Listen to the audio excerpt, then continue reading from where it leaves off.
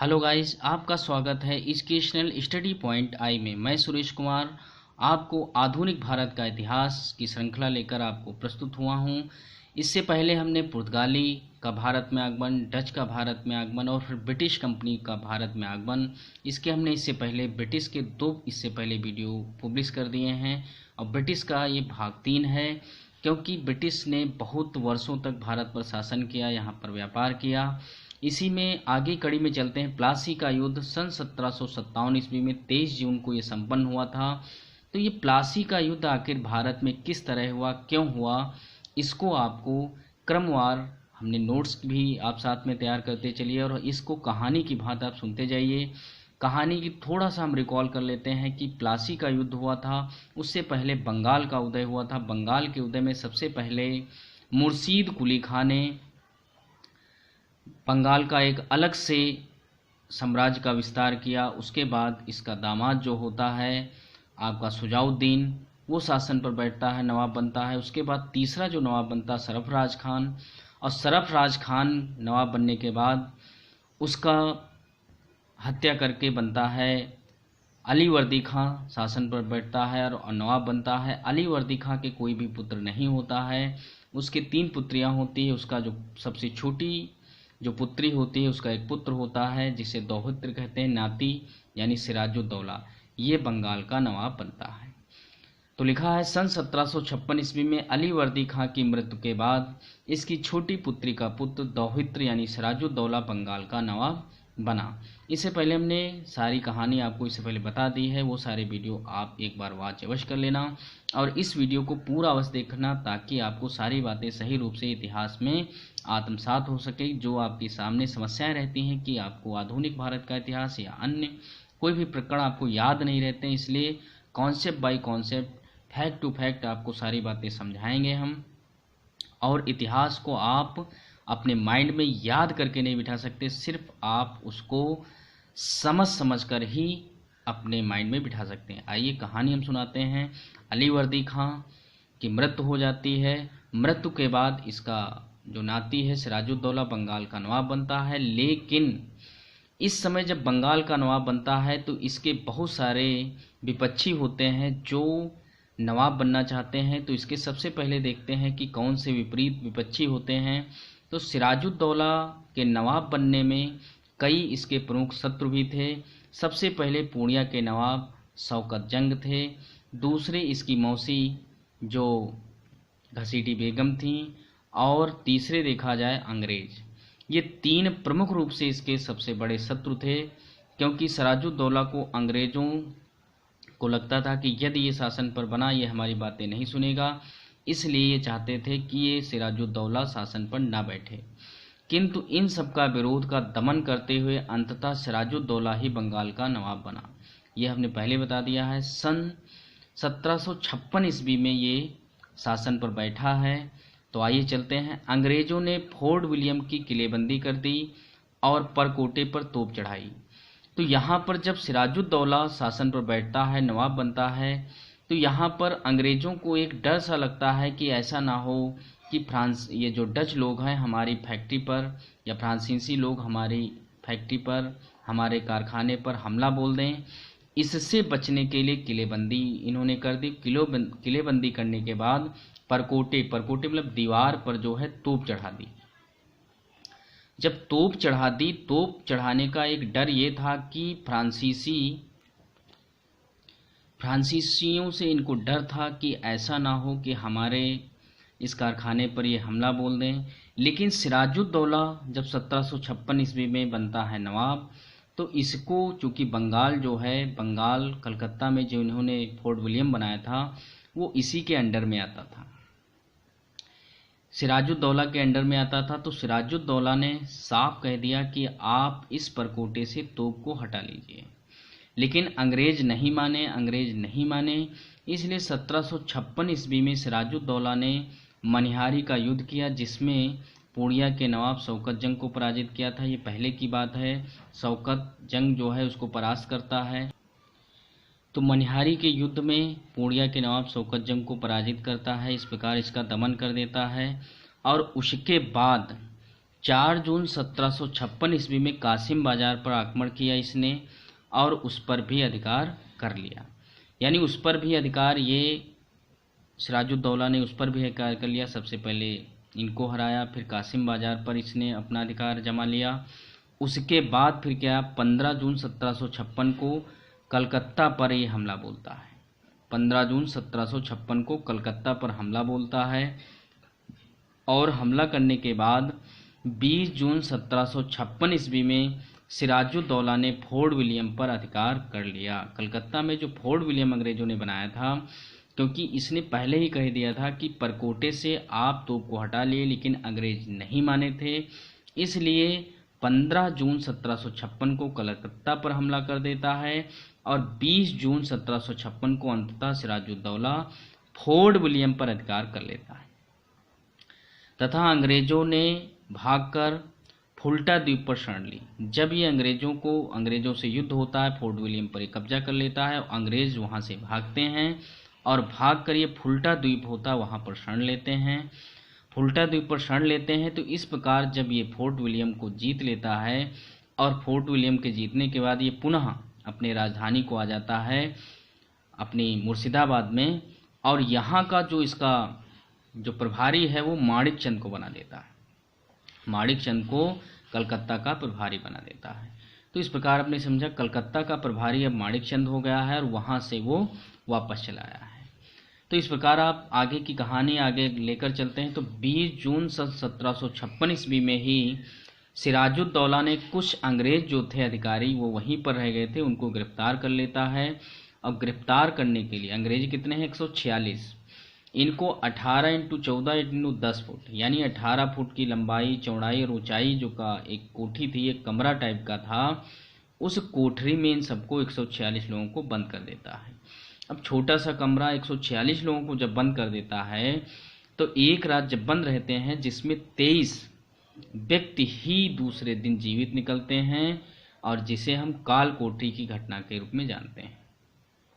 काल कोठरी या ब्लैक होल, अंग्रेजी में कहते हैं ब्लैक होल, यानी ब्लैक होल की घटना के रूप में जानते हैं। तो ये ब्लैक होल की घटना कब घटी, 20 जून 1756 में। आप समझ गए, सबसे पहले कलकत्ता पर हमला किया, अंग्रेज भागे, फुल्टा द्वीप पर जाकर रुके और माणिक चंद को कलकत्ता का प्रभारी बना दिया।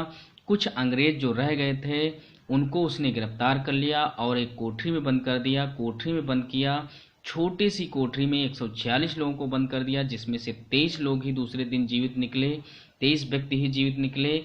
इस प्रकार इसे इतिहास में काल कोठरी की घटना के रूप में या ब्लैक होल के रूप में घटना के रूप में जाना जाता है।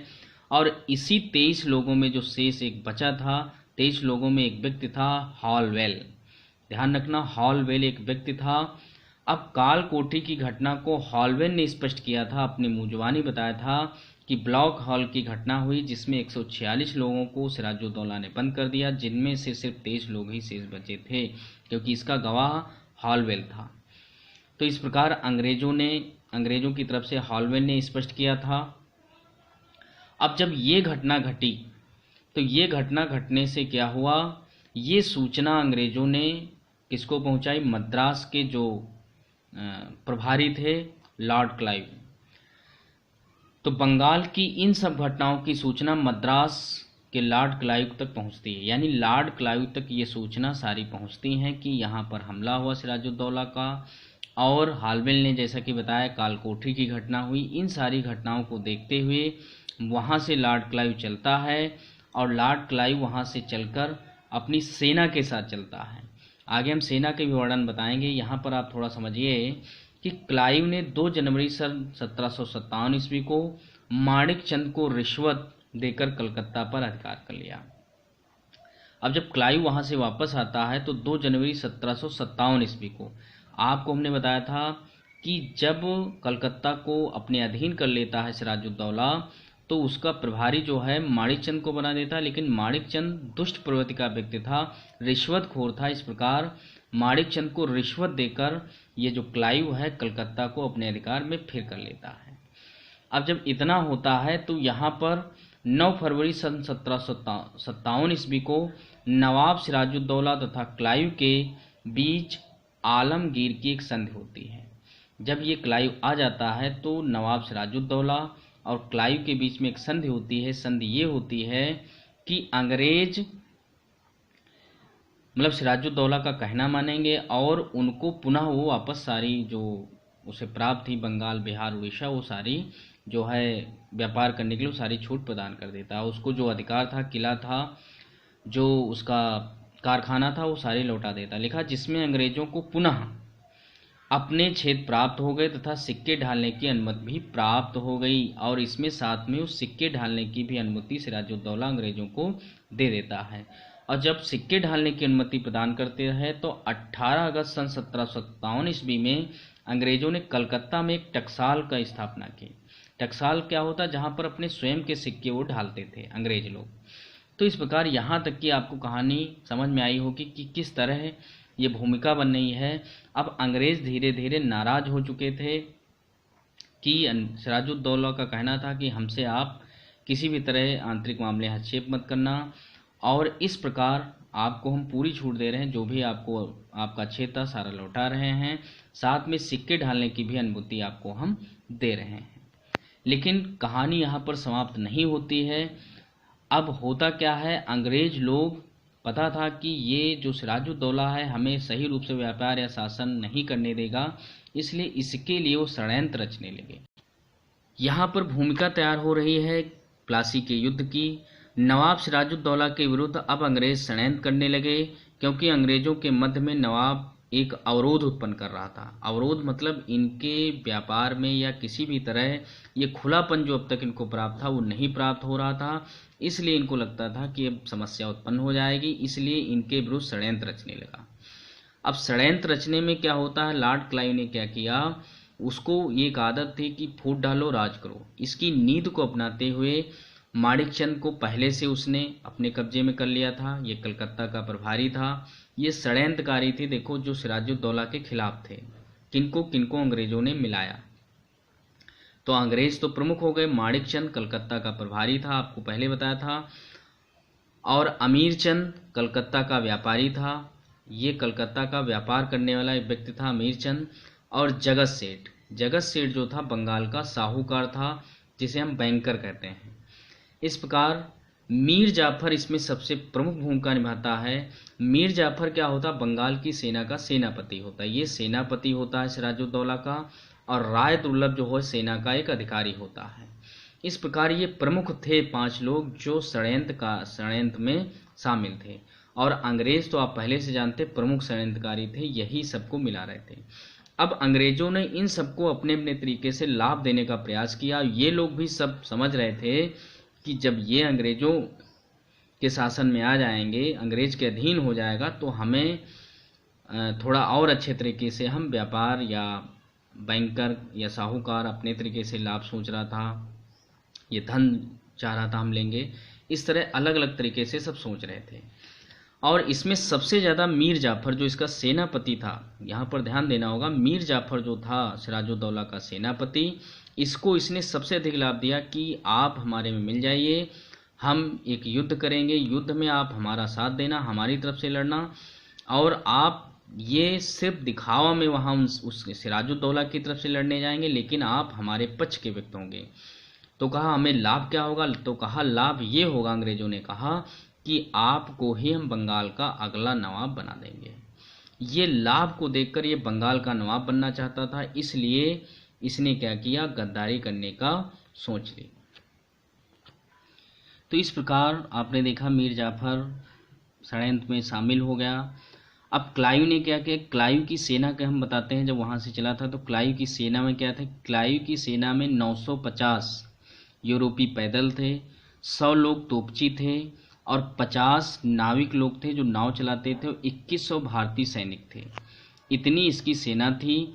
अब नवाब जो सिराजुद्दौला की तरफ से मुख्यतः कौन था, तो अगर देखा जाए मुख्य रूप से तो मीर मदान और मोहनलाल, 2 ये प्रमुख व्यक्ति थे जो इसकी सेना की तरफ से लड़ेंगे। और इधर देखा जाए सेना की तरफ ये सब षड्यंत्रकारी थे जो चाहते थे कि सिराजुद्दौला की हार हो। और मीर जाफर तो पहले से इसमें संधि अंग्रेजों के बीच कर लेता है कि हमें अब अगला नवाब बनना है। अब दोनों सेनाएं आमने सामने होती हैं। तो कब सामने होती हैं? तो 23 जून, ये प्लासी का युद्ध, इसी की हम भूमिका बना रहे थे कि किस तरह भूमिका बनी और प्लासी का युद्ध हुआ।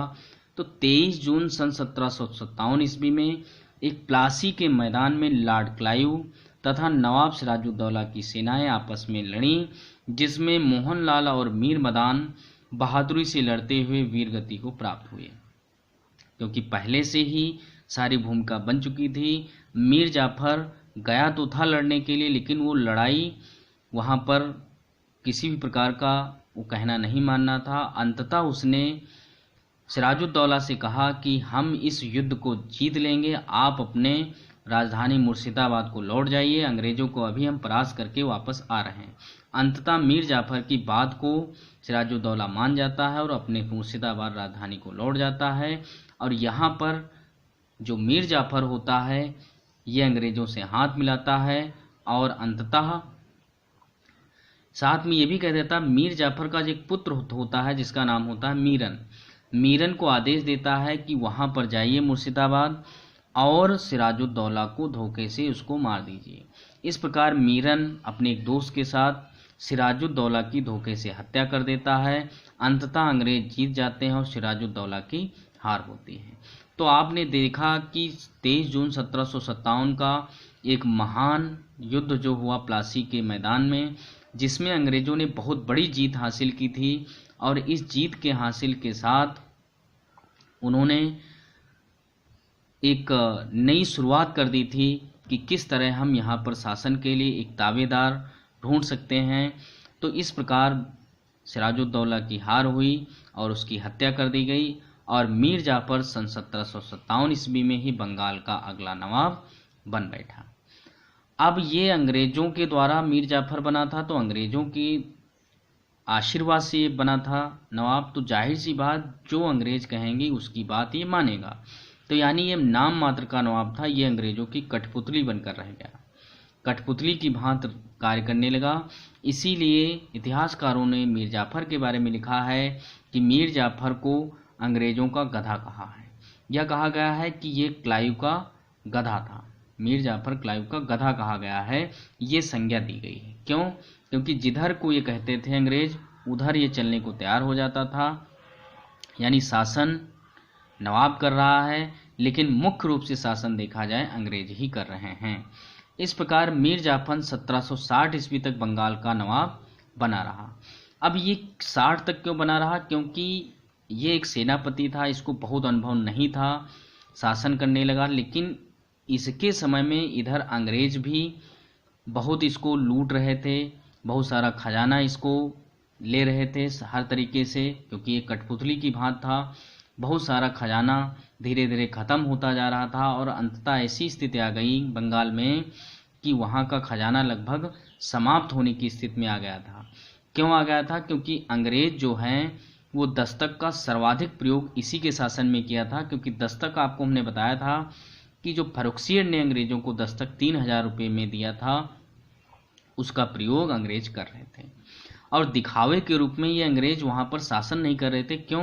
क्योंकि ये समझते थे अगर जो हम शासन करेंगे तो विद्रोह होने की संभावना है, इसलिए ये सिर्फ व्यापार कर रहे थे, दस्तक का प्रयोग कर रहे थे। लेकिन अंदर ही अंदर पूरे बंगाल को इन्होंने खोखला कर दिया था, राजकोष बहुत ही कम हो गया था। अब अंग्रेजों ने सोचा कि ये बहुत अनुभवी नहीं है, ये सुदृढ़ नहीं कर पाएगा। अब ये मीर जाफर ने क्या किया, सुदृढ़ करने के लिए कि राजकोष फिर से हो जाए, तो अपने जितने सूबेदार थे उन पर कर को बढ़ा दिया। अब कर को बढ़ा दिया तो सारे सूबेदार विद्रोह की स्थिति में उत्पन्न हो गए। तो ये अंग्रेजों ने सोचा कि अब ये शासन करने योग्य नहीं रह गया है, किसी अनुभवी व्यक्ति को हम शासन पर बिठाते हैं। और अंततः 1760 ईस्वी में मीर जाफर को गद्दी से उतार देते हैं। और मीर जाफर पर अब ये मीर जाफर को उतार कैसे सकते, इसलिए इस पर आरोप लगाते हैं। और आरोप क्या लगाते हैं कि मीर जाफर पर आरोप लगाया कि ये फ्रांसीसियों से मिलकर षड्यंत्र कर रहा है। इस प्रकार मीर जाफर को हटाकर 1760 ईस्वी में मीर कासिम को नवाब बना दिया। यानी अगला नवाब आपका मीर कासिम होगा। मीर कासिम नवाब बनेगा और इसके भी समय में एक महत्वपूर्ण घटना घटेगी जिसे हम बक्सर का युद्ध कहते हैं। आइए चलते हैं, लेकिन उससे पहले आपको हमने बताया था ये पूरा वीडियो आप वॉच कर लेना, और आपने वॉच कर लिया, इसके लिए हम बहुत बहुत धन्यवाद देते हैं। और साथ में आपको ये देते हैं कि सारी बातें आप समझ कर सीखिए, और जितना भी हमने ये सारी लिखवाए हैं नोट्स, ये नोट्स लिख लेना। एक परफेक्ट जो किताब है, एक उसके माध्यम से हमने ये नोट्स तैयार किए हैं और आपको समझाने का प्रयास किया है। तो आप हमारे चैनल को सब्सक्राइब कर लेना, ये सब्सक्राइब नहीं किया है, साथ में बेल आइकन दबाना और इस वीडियो को लाइक शेयर अवश्य कर देना, ताकि आपको और तथा अन्य लोगों को भी इसका फ़ायदा हो सके। धन्यवाद।